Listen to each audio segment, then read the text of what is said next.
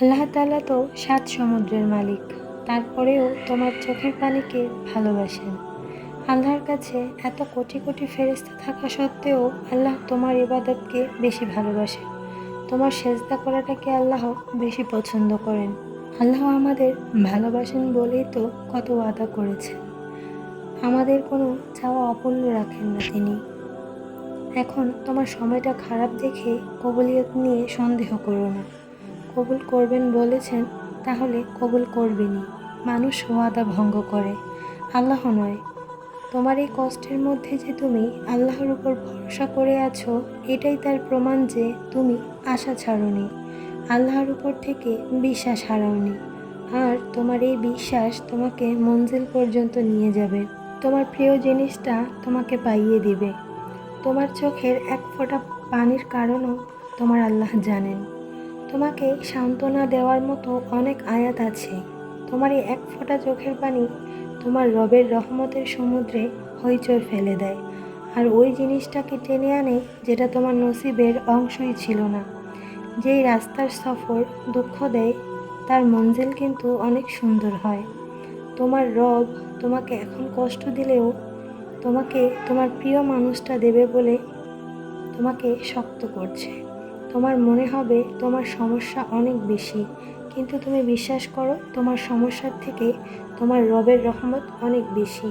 তোমার কাছে এখন আর হারানোর কিছুই নেই। তুমি হারিয়ে ফেলেছো তোমার সেই প্রিয় মানুষটা, আর এই কথা বলারও কেউ নেই। তাহলে ওই আকাশের দিকে তাকিয়ে দেখো, তোমার আল্লাহ তোমাকে দেখছেন। তোমার তার দিকে ফিরে আসার অপেক্ষা করছেন। তোমার তার দিকে ফিরে আসাই তোমার প্রথম বিজয়, তোমার দোয়া কবুল হওয়ার। যেই দুঃখ তোমাকে আল্লাহর কাছে নিয়ে আসে, সেই দুঃখ তোমার কাছে তোমার পছন্দের মানুষটাকেও ফিরিয়ে আনবে।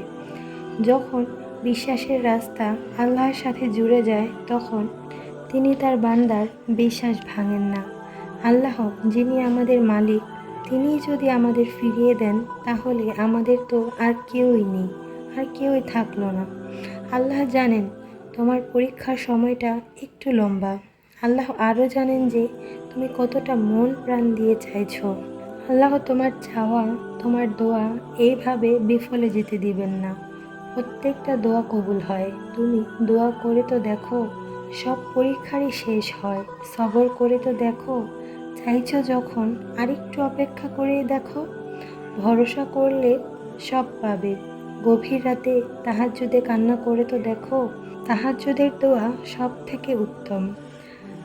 বান্দাকে তো খালি হাতে ফেরানোই হয় না। যে আল্লাহ নিজেই তার বান্দাকে পছন্দ করেন কবুলিয়তের জন্য, তাহলে সেই দোয়া কবুল হবেই বা না কেন? সবাই তোমাকে ঠকালেও আল্লাহ তোমাকে ঠকাবেন না। মহান আল্লাহর উপর বিশ্বাস রাখলে তুমি ঠকবেও না। আল্লাহর উপর বিশ্বাসই তো তোমার খুশির চাবি, যা দিয়ে তুমি তোমার সুখের দরজা খুলতে পারবে। তোমার পছন্দের মানুষটাকে আল্লাহ তাআলা তোমার নসিবে লিখে দেবেন ইনশাআল্লাহ।